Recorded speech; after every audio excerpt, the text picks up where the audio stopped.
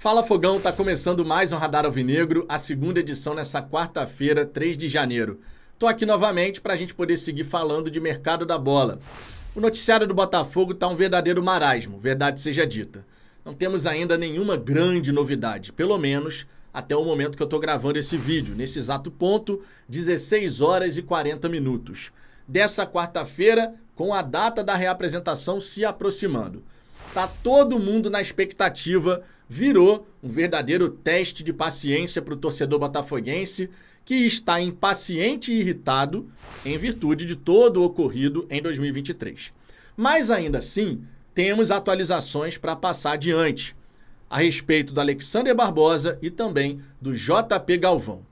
Primeiramente, sobre o JP Galvão, o que a gente tem de novidade?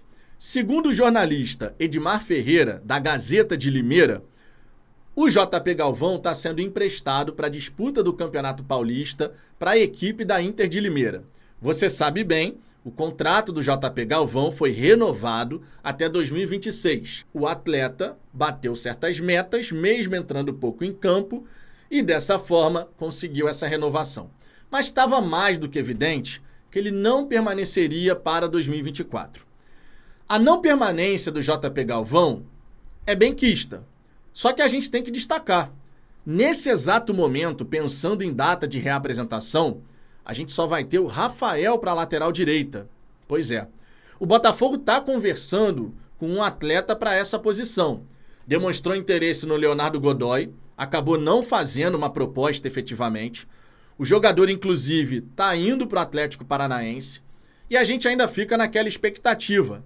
Quem será o novo lateral direito do Botafogo?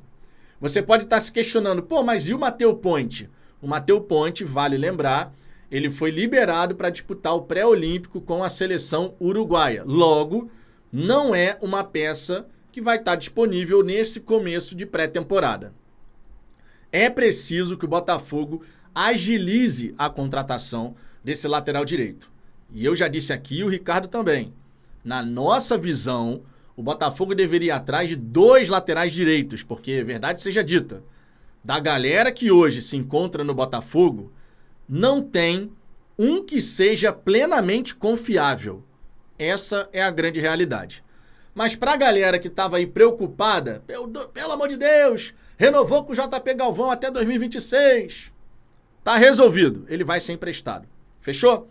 Sobre Alexander Barbosa, antes da gente falar sobre isso, já deixa o seu like aqui nesse vídeo e se inscreva no canal também para a gente alcançar mais botafoguenses e também as nossas metas, 38 mil inscritos no primeiro momento e no final dessa temporada a gente almeja estar com 50 mil inscritos pelo menos. Então já registra a sua inscrição e deixa o seu like. Seguindo adiante, o TF ele trouxe uma atualização sobre a situação do Alexander Barbosa. Especialmente porque, mais cedo, o Jorge Nicola trouxe um detalhe de que um clube da Rússia estaria interessado na contratação do Alexander Barbosa. Vale lembrar que o Alexander Barbosa não assinou contrato com ninguém ainda. O TF, inclusive, na sua informação, na sua atualização, trouxe, olha, o Botafogo tá tranquilo, porque o jogador garantiu que vai fechar com o Glorioso. Eu, sinceramente, vou ficar com os 2 pés atrás. Por quê? Repito isso constantemente aqui no Fala Fogão. 99,9% não é 100%. Essa é a grande realidade. Aquele 0,01% que pode fazer toda a diferença. Enquanto o contrato não está assinado, enquanto está só apalavrado, o jogador pode mudar de ideia. E pode mudar de ideia com muita tranquilidade, porque não tem nada vinculando ele ao Botafogo. Tem o Fortaleza nessa história, tem o Botafogo, tem o clube da Rússia e tem um jogador que está livre no mercado. O próprio presidente do Libertad deu uma declaração dizendo que eles gostariam de renovar o contrato do Alexander Barbosa. Porém, o atleta de 28 anos teria feito uma pedida salarial que, para o padrão do futebol paraguaio, eles não têm como alcançar. O jogador, portanto, vai buscar uma alternativa. E aqui na América do Sul, o futebol brasileiro, onde ele vai conseguir extrair o maior valor possível para o seu novo contrato. A realidade é essa. O Botafogo precisa assinar. E aí entra a questão que eu quero tratar aqui com você, que é extra nesse vídeo, sobre toda essa morosidade que a gente acaba percebendo no Botafogo. Se você parar para pensar e comparar o noticiário do Botafogo com outras equipes, a gente costuma ver muito mais contundência no noticiário de outras equipes quando surge o interesse em algum jogador. Parece que as coisas em tantos outros times aqui do futebol brasileiro, elas se desenrolam com muito mais simplicidade. No Botafogo, a gente escuta o nome do jogador, aí passam vários dias até que a gente possa ter uma outra atualização, uma outra novidade, e nem sempre uma novidade positiva. É só você pegar aí o caso do Gregori. Agora, o jogador está próximo do Bahia. Mas antes, ele não era o plano A do Botafogo? Por que o Botafogo não insiste no atleta? Ah, não, mas agora o Botafogo ele tem um outro plano A. É o novo plano B. Ao invés de chamar de plano B, se transforma no novo plano A. E muita gente nessa hora acaba apontando o dedo só para o Mazuco. O que eu vou falar aqui agora não é para aliviar a barra do Mazuco nem nada. Ele tem a sua responsabilidade a partir do momento que ele é o diretor de futebol. Mas esse processo interno envolvendo o Mazuco, o Textor, tratativa com o empresário, com o jogador, com o time, a gente não sabe exatamente como tudo se desenrola. Mas a impressão que passa é que no Botafogo, essa morosidade para o compartilhamento de informações e a tomada de decisão acaba sempre prejudicando. O Botafogo leva o mercado da bola como se tivesse tomado maracujina. Vai calmo, tranquilo, sereno. A grande diferença é que para 2024, o que não aconteceu em 2023, por exemplo, é que a gente tem uma pré-Libertadores.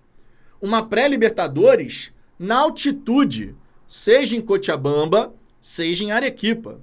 Contra Melgar ou Aurora, vai ter altitude.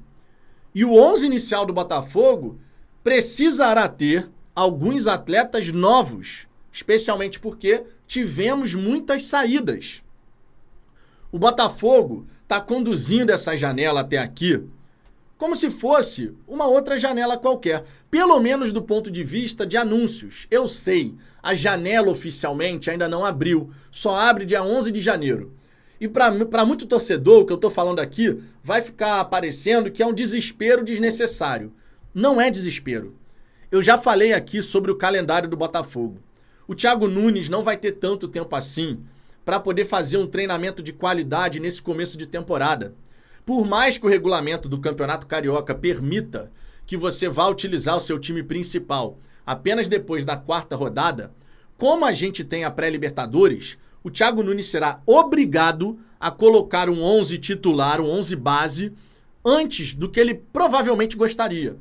Porque você precisa dar ritmo de jogo, ritmo competitivo, fazer a perna ficar aquela perna mais tranquila, não tão pesada de começo de temporada, para que os jogadores assimilem as ideias do treinador e estejam bem fisicamente para encarar uma altitude. Não é um cenário como outro qualquer. Mas a impressão por diversas vezes é que o modus operandi das negociações, ele segue o mesmo fluxo independente do que a gente tem pela frente. É verdade, o Botafogo está colocando mais dinheiro nas propostas nessa janela. Era uma crítica da torcida. O Botafogo só quer jogador 0,800. Era uma crítica. Você colocou 9 milhões de dólares no Medina, está colocando de 9 a 10 milhões de euros no Roleiser, está colocando 2 milhões e meio no Savarino, tudo beleza. 10 milhões no Lucas Halter, tudo beleza. Mas você tem que concretizar os negócios. E quem é o grande responsável por isso? Não é o Mazuco, é o Textor. O Mazuco ele vai até certo ponto. E a gente já fala isso aqui no Fala Fogão ó, há muito tempo. O Mazuco vai até certo ponto. Depois, precisa dar a mão para o Textor para atravessar a rua. É o Textor que assina no fim das contas. É o Textor que bate o martelo. A informação que a gente teve, por exemplo, sobre o Lucas Halter é que está tudo acertado entre Botafogo e Atlético Paranaense. Tudo pronto. 10 milhões de reais e tal, percentual, tudo já definido. Por que o martelo não foi batido ainda? Por que o Textor ainda não deu ok? E por que esse jogador, pelo menos esse, já não foi anunciado? São questões que a gente fica aqui se questionando sem ter uma resposta clara. A única certeza que a gente tem, pelo menos do lado de cá, como torcedores, é que na data da reapresentação temos que ter 4 ou 5 novidades, capazes de serem titulares. Capazes de serem titulares. É isso que vai acontecer? Ou a gente vai deixar a vida nos levar, conduzindo essa janela com toda a calma do mundo, mesmo que lá na frente a conta possa ser cobrada? Vamos ter que aguardar, Fogão. Deixe seu comentário aqui embaixo, quero saber a sua opinião sobre isso. E claro, esteja sempre presente aqui no Fala Fogão, porque vai ter muito conteúdo em 2024. Fechou? Um grande abraço e até a próxima.